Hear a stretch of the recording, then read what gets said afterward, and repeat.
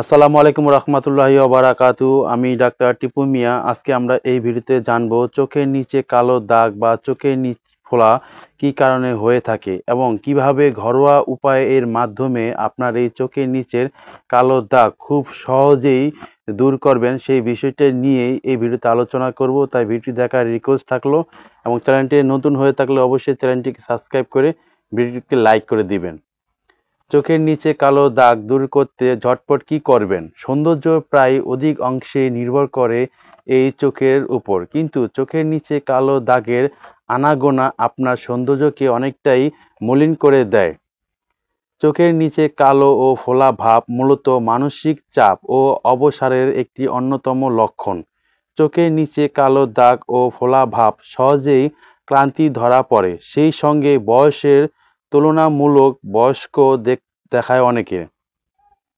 চোখের ক্লান্তি দূর করার পাশাপাশি এর কালো দাগ আরও ফোলা ভাব দূর করতে আপনি বেছে নিতে পারেন ঝটপট ঘরোয়া কিছু উপায়। এগুলো হলো শসা ব্যবহারে চোখে আরাম বোধ হয়। এটি কালো দাগ দূর করে ত্বককে দীপ্তিময় করে তোলে। শসা ফ্লাইট করে কেটে ফ্রিজে রেখে ঠান্ডা করুন। চোখের ওই শসার সাইজ 15 থেকে 20 মিনিট রেখে পানিতে ঝাপটা দিয়ে ধুয়ে ফেলুন।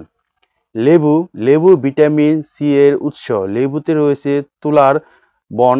ভিজিয়ে চোখের উপর 15 মিনিট মালিশ করুন। এটি ত্বকের উজ্জ্বলতা বৃদ্ধি করেও চোখের কালো দাগ দূর করে।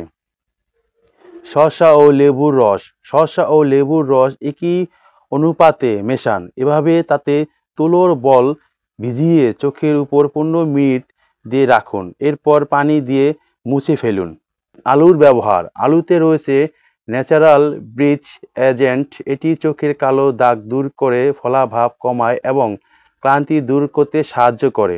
দিনের শেষে আলুর রস তুলার সাহায্যে চোখের উপর মালিশ করুন। 15 মিনিট অপেক্ষা করে পানি দিয়ে ধুয়ে ফেলুন। টমেটো তো প্রাকৃতিক বিট বলা হয়। এটি কালো দাগ হালকা করতে সাহায্য করে। টমেটোর রসের চোখের চারপাশে লাগান। চোখে রাখবেন। মিশ্রণটি যেন চোখের ভেতরে না যায়। 10 মিনিট রাখুন। 1 সপ্তাহ ভালো ফলাফল পাবেন ইনশাল্লাহ। নারকেল তেল। চোখের চারপাশে নারকেল তেল ম্যাসাজের ফলে ত্বক কোমল ও বলিরেখা দূর করে। রাতে ঘুমানোর আগে চোখের চারপাশে নারকেল তেল ম্যাসাজ করতে পারেন। নিয়মিত ব্যবহারের ফলে ভালো ফল পাবেন।